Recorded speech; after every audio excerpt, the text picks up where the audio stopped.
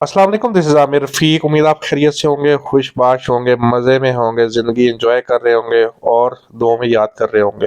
अगर आप चैनल पे न्यू नहीं है तो चैनल को ज़रूर सब्सक्राइब कीजिएगा क्योंकि आपसे इंपॉर्टेंट अपडेट्स मिस हो जाया करती हैं, इसलिए चैनल को सब्सक्राइब करना बड़ा ज़रूरी है। इस्लामाबाद से लाहौर की तरफ ट्रैफिक का आमदोरफ्त आप देख रहे हैं, यहाँ पे कितना ज़्यादा फुटफॉल है। इसी की राइट साइड के ऊपर ये जो आपको सड़क नज़र आ रही है, ये टेम्परेरी एग्जिट है कैपिटल स्मार्ट सिटी से इस्लामाबाद की तरफ, जिसको अभी तक फंक्शनल नहीं किया गया। होपफुली जल्दी फंक्शनल हो जाएगी। और ये दो विंड टर्बाइंस हैं जिनको फुली फंक्शनल कर दिया गया है। ये वीडियो 17 तारीख की रिकॉर्डेड है, इसलिए यहाँ पर आपको सेकंड विंड टर्बाइन के पर नीचे नजर आ रहे हैं, लेकिन एक्चुअली में ये दोनों फंक्शनल हो चुके हैं और बिजली कैपिटल स्मार्ट सिटी यूटिलाइज करना शुरू कर चुकी है। कैपिटल स्मार्ट सिटी में जिसने भी इन्वेस्टमेंट की उसका प्राइमरीली यही एक स्टांस था इन्वेस्टमेंट का कि उसने यहाँ पर कैपिटल स्मार्ट सिटी के मोटरवे इंटरचेंज के लिए इन्वेस्टमेंट की है। इसी ख्वाब को, इसी कैपिटल स्मार्ट सिटी के वादे को कैपिटल स्मार्ट सिटी ने बहुत ही शॉर्ट टाइम में, बड़े कलील वक्त में इसका डॉक्यूमेंटेड एनओसी अप्रूवल करवाया एनएचए की तरफ से।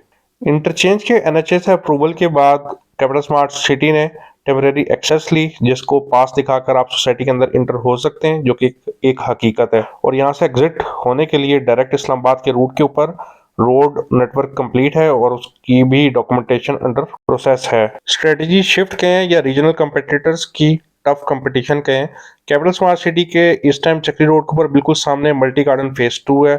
थोड़ा सा आप आगे जाएं चक्री इंटरचेंज की तरफ तो ब्लू वर्ल्ड सिटी है और बिल्कुल एडजेसेंट आपका नेबरहुड में अब फैसल टाउन फेज 2 आ गया है। जबकि मोटरवे इंटरचेंज क्रॉस करें तो DHA9 को खुद कैपिटल स्मार्ट सिटी लेकर आ रहा है और उसके एडजेसेंट भी ब्लू वर्ल्ड सिटी की जमीन है। तो इन 4 से 5 कंपेटिटर्स की टफ कंपटीशन को कहें या लैंड एक्वायरेशन स्किल को कहें, उसने कैपिटल स्मार्ट सिटी को इस बात के ऊपर, जो कि एक अच्छा पॉजिटिव डिसीजन है मेरे ख्याल में, इवन अगर कैपिटल स्मार्ट सिटी के पास जमीन होती भी तो कैपिटल स्मार्ट सिटी ने अपने इंटरचेंज को इन तमाम मोस्ट ऑफ द प्रोजेक्ट के साथ शेयर करने का इरादा किया है। इसी जेवी की वजह से कैपिटल स्मार्ट सिटी ने अपने इंटरचेंज के डिजाइन को तब्दील किया है और 6 लेन अंडरपास के थ्रू कैपिटल स्मार्ट सिटी के फेज 1 और फेज 2 में आप इंटर और एग्जिट हो सकते हैं न्यू डिजाइन के मुताबिक। इसी न्यू डिजाइन की अब आपको दोबारा से एक्सटीरियर ड्राइंग, स्ट्रक्चरल ड्राइंग, आपका PC1, फिर दोबारा से टेंडर पास होगा, डेवलपर फाइनलाइज होगा और फिर 2025 तक इंटरचेंज कंप्लीट हो जाएगा। कैपिटल स्मार्ट सिटी के पुराने मास्टर प्लान को देखें तो ओवरसीज 2 एग्जीक्यूटिव 2 की जो लैंड थी वो बिल्कुल टोटली डिफरेंट जगह पे थी, जहां पर अब इसको रिलोकेट किया गया है। उसकी वजह यही थी कि मास्टर प्लान आपने वक्त से पहले लॉन्च किया और आपने अपने कंपिटिटर्स और लोकल माफियाज को खुद इनवाइट किया कि वहां पे आपके लिए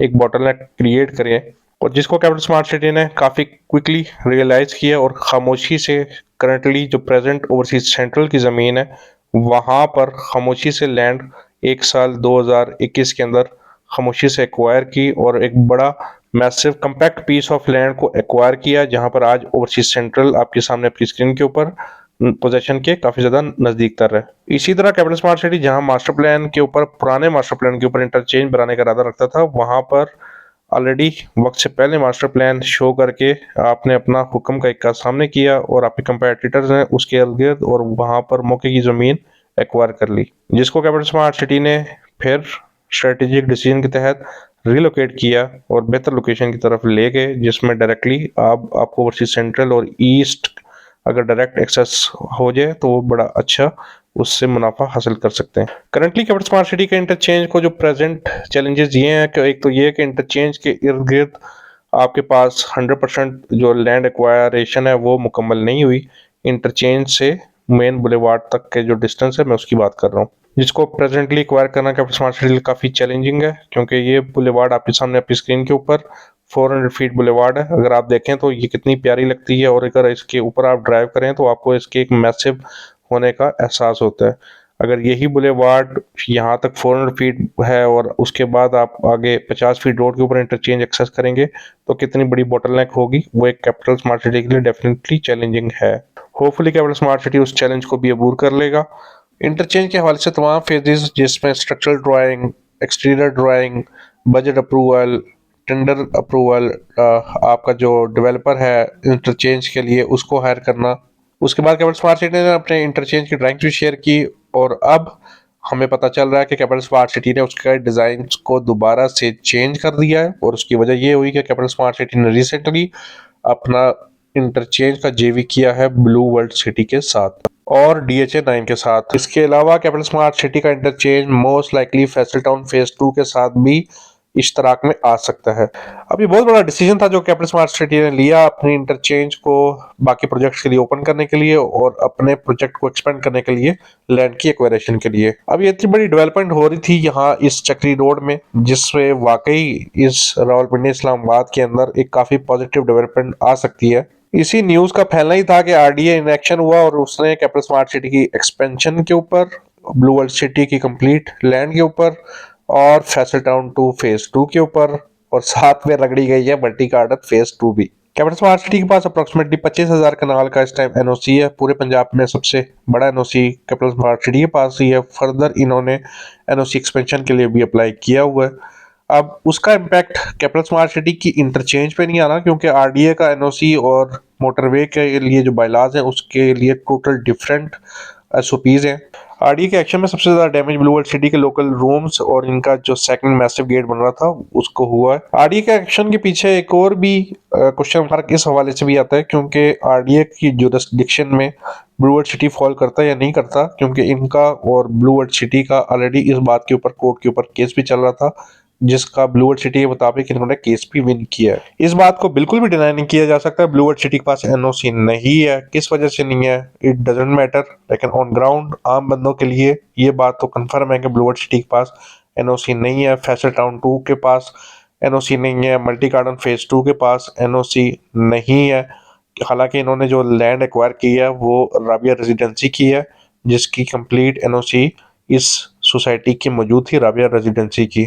हो सकता है अभी तक इन्होंने नेम रीनेम नहीं किया। इसलिए RDA ने कैपिटल स्मार्ट सिटी की जो अपनी overseas prime 1, overseas east, executive block 1, overseas central block है, वहां पर किसी भी स्ट्रक्चर को डैमेज नहीं किया। जबकि मोटरवे इंटरचेंज के जो करीब कैपिटल स्मार्ट सिटी ने वहां पर लोकल 1-2 गार्ड्स के रूम्स बनाए हुए थे, उनको वहां पर इन्होंने डैमेज किया है। RDA के सेक्शन से एक चीज तो क्लियर हुई है कि कैपिटल स्मार्ट सिटी ने काफ़ी ज़्यादा चीज़ों को स्मार्टली प्ले की है।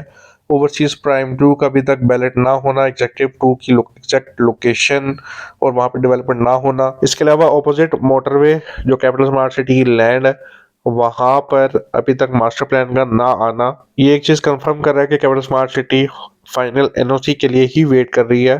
प्राइम 2 की ज़मीन का, ऑपोजिट मोटरवे इंटरचेंज की जो ज़मीन है उसका, जिस वजह से अभी तक चीज़ें डिले है। और ओवरसीज प्राइम 2 की जो बैलेटिंग थी वो इस साल के आखिर और नेक्स्ट ईयर के फर्स्ट क्वार्टर में एक्सपेक्टेड थी, उसको भी डिले करके इन्होंने इनडेफिनेट पीरियड के लिए कोई एग्जैक्ट अभी टाइम फ्रेम नहीं दिया। आम लोगों के लिहाज से देखें, आम क्लाइंट्स के लिहाज से देखें तो आपका अपना कंसर्न बिल्कुल 100% वैलिड है कि यार यहाँ पर डेवलपमेंट नहीं हो रही या आपको आपके प्लॉट की लोकेशन नहीं मिल रही क्योंकि आपने प्लॉट तो ले लिया। लेकिन अनफॉर्चुनेटली हमें पाकिस्तान में देखना पड़ेगा कि हाउसिंग प्रोजेक्ट्स वर्किंग कैसे करते हैं, और वो अनफॉर्चुनेटली उनका वर्किंग का स्टाइल ही यही है कि वो फाइल सेल करते हैं, लैंड एक्वायर करते हैं, फिर उसका एनओसी अप्रूव करवाते हैं, फिर आपको प्लॉट्स की एलोकेशन करते हैं और आपकी इंस्टॉलमेंट टाइम फ्रेम में वो नहीं करते। हमेशा उस टाइम फ्रेम से एक्सटेंडेड टाइम में ही वो आपको चीज़ें डिलीवर करते हैं। आप लोगों का रियल एस्टेट से ताल्लुक हो ना हो, लेकिन अगर आपने खुद या आपके किसी रिलेटिव ने घर का नक्शा भी अप्रूव करवाया हो तो वो भी ये बात की तायीद करेगा कि घर का नक्शा भी अप्रूव करवाने के लिए आपको पहिया लगाना पड़ता है। तो अगर एक सोसाइटी कोई बना रहा है और उसको बगैर पहिए के एनओसी मिल जाए तो ऐसी पॉसिबिलिटी है ही नहीं। अगर घरों के नक्शों में हजारों की बात होती है तो सोसाइटी के नक्शों में करोड़ों की, अरबों की बात होती है। पाकिस्तान में सोसाइटियों की एनओसीज और दूसरी डॉक्यूमेंटेशंस को विदाउट करप्शन पॉसिबिलिटी अगर बना दी जाए तो कोई society most of the time without NOC operate करेगी ही नहीं। मोस्ट ऑफ द टाइम वो एनओसी के साथ ही लॉन्च कर दी जाएगी। इन दी एंड अगर आप एक नॉर्मल क्लाइंट हैं जिन्होंने फर्स्ट टाइम रियल एस्टेट में इन्वेस्टमेंट की है या कर रहे हैं और आज से पहले उन्होंने आज तक किसी भी registry in the call society का बिल्कुल भी नहीं पता वो इन्वेस्टमेंट कर रहा है, तो वो इन पोस्ट से, नोटिस से, हर चीज़ से ज़रूर डरेगा। लेकिन जिनको ज़रा भी इवन 5% भी पता है कि पाकिस्तान में चीज़ें कैसे ऑपरेट हो रही हैं, वो आपने सिर्फ ये देखना है कि उस सोसाइटी के पास एनओसी है नहीं है, लैंड है, डेवलपमेंट हो रही है और पिछला ट्रैक रिकॉर्ड क्या है। ये 3 चीज़ें देख के वहाँ पर ब्लाइंडली इन्वेस्टमेंट करें, क्योंकि एनओसी लेना खाला जी का घर नहीं है, एक अलहदा चैलेंज है, सोसाइटी बनाने से बड़ा चैलेंज है। This is Aamir Rafiq signing off.